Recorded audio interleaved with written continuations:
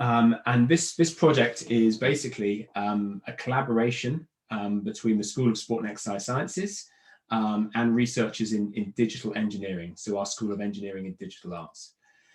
Now, we know that exercise can be boring, it can be unpleasant, and that as a group, it can be social, but it's not always easy to exercise in a group, particularly for some populations. But we know that regular exercise has enormous benefit, both for our physical and our mental health. So what if we were able to increase the number of people who regularly exercise by breaking down some of these barriers which might stop them from exercising? Now, linking virtual reality and exercise has the potential to do this. It can make exercise more fun, perhaps. It might be able to make it less uncomfortable, and it might be able to make it more social as well.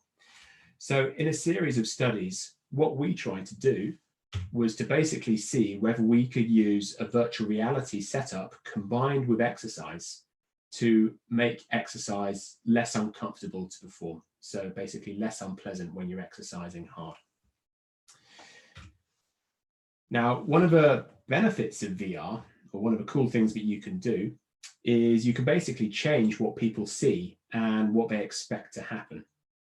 So in this particular study, what we did is we got participants to basically hold a dumbbell in a bicep curl position, and they did that for as long as they could, and we measured their effort that they had to apply in order to hold that position, and also the pain that caused, the burn in the bicep that caused, and then the length of time, the duration that they were able to hold that position.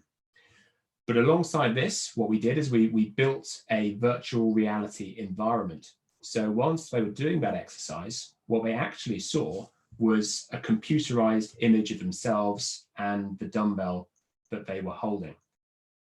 So this was all a computerized image of that person saw.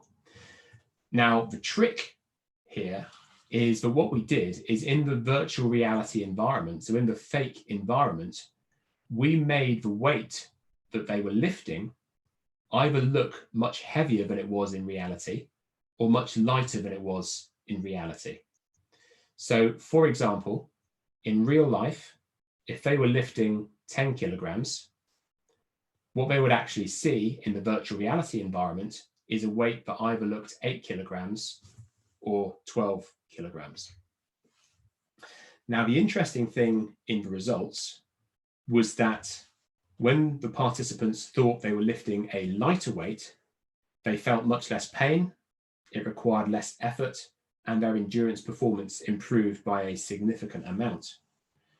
The opposite was the case when they thought they were lifting a much heavier weight. So these were really interesting findings, and what we think the study suggests is that if we were able to use VR to make exercise less uncomfortable, it could be used as an intervention perhaps to get more people into exercise, either them to start an exercise program or to maintain the program that they're on, simply because it would make the exercise feel less uncomfortable. Now, of course, there might be some other issues associated with overcoming this. It's perhaps not as simple as this study suggests, because firstly, I guess it might not be always practical to exercise with a headset on. So my third question to you is, what do you think some of the drawbacks might be to exercising with VR? So what might be the biggest drawback to exercising with a VR headset?